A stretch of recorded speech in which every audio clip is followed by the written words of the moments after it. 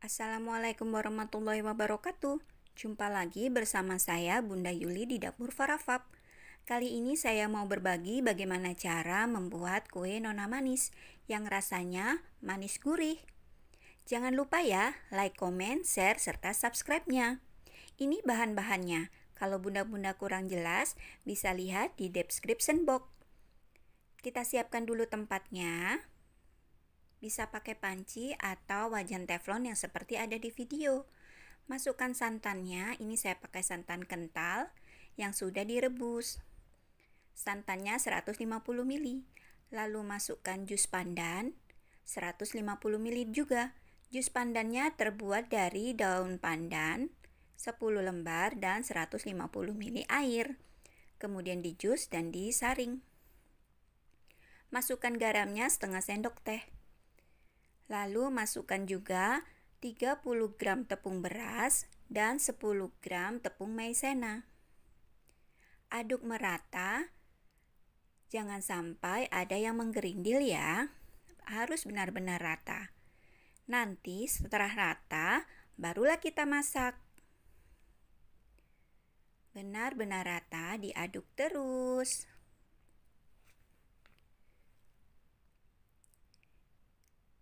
Yuk kita masak ya adonannya.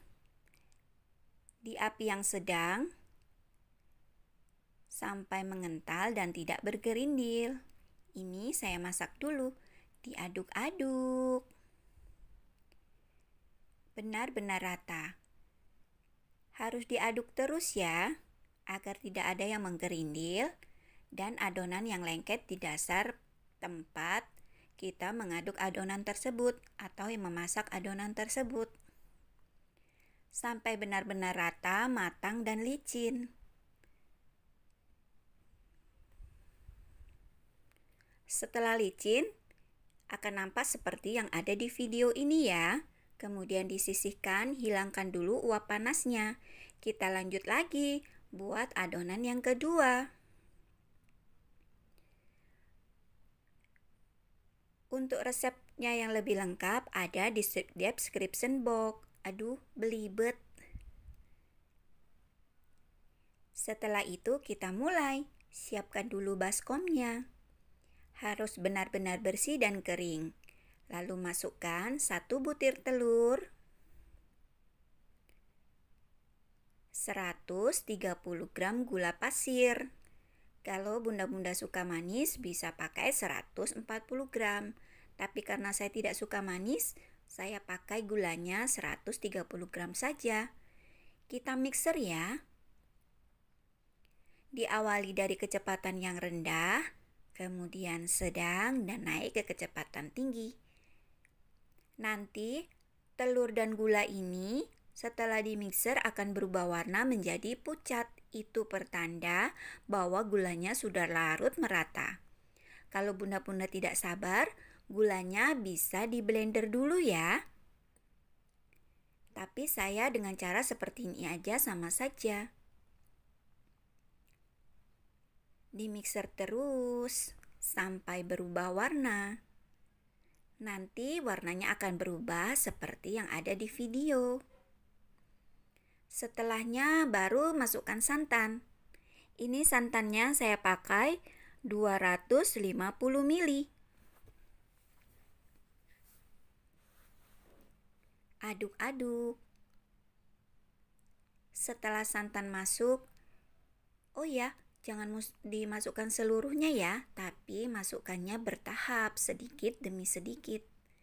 Lanjut lagi, saya masukkan tepung terigunya. Tepung terigunya saya pakai 140 gram. Nah, caranya seperti itu baru dimix lagi, biar tepungnya tidak berhamburan. Lakukan cara ini secara bergantian. Santan, lanjut tepung sedikit demi sedikit. Sampai benar-benar rata, halus, dan tidak ada adonan yang bergerindil. Setelah semua tepung dan santan masuk, lanjut lagi kita masukkan adonan yang pertama tadi. Kan uapnya sudah hilang, uap panasnya.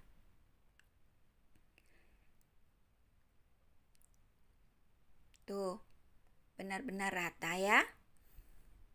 Harus bertahap agar adonannya bagus. Lanjut lagi ya, masukkan adonan yang pertama. Tapi jangan lupa untuk membersihkan sisi-sisi dari baskom ini agar adonan benar-benar diaduk semuanya.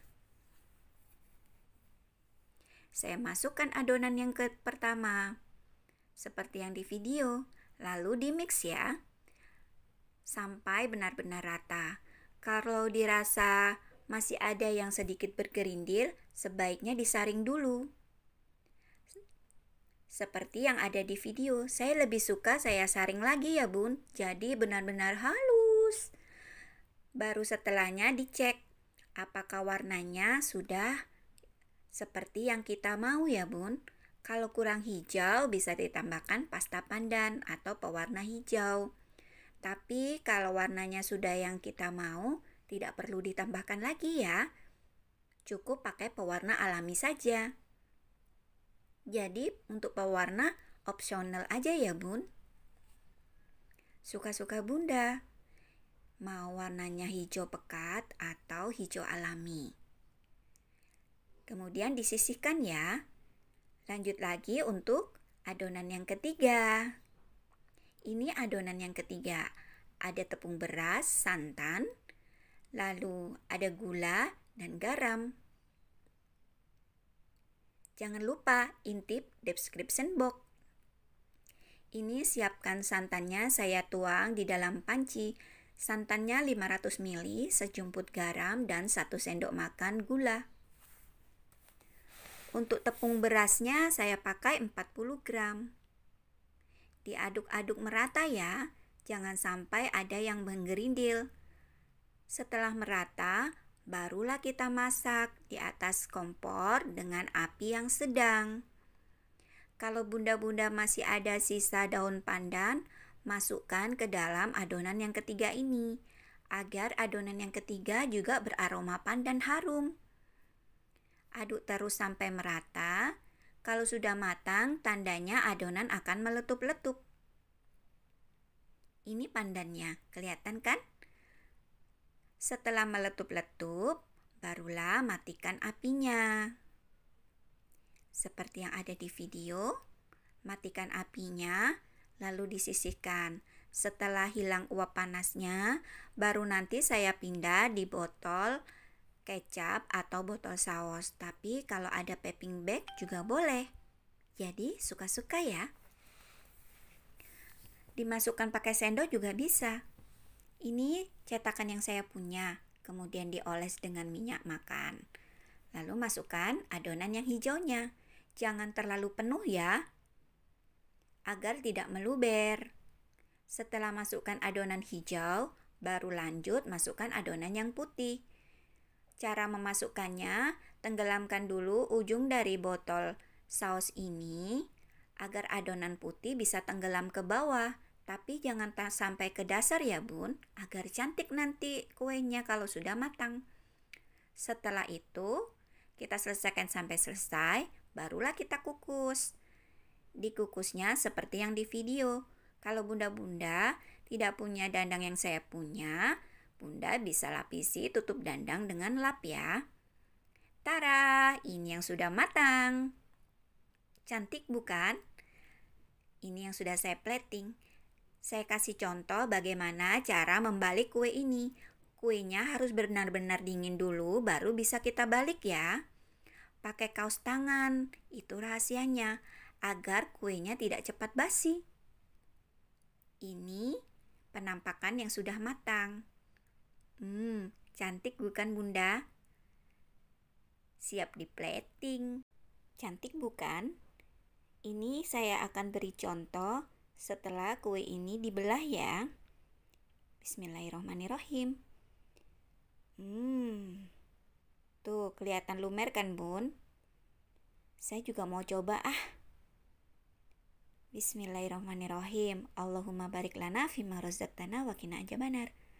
Hap, enak banget. Bunda harus coba ya kue ini. Pokoknya benar-benar mantap. Sampai jumpa lagi di video saya selanjutnya. Wassalamualaikum warahmatullahi wabarakatuh.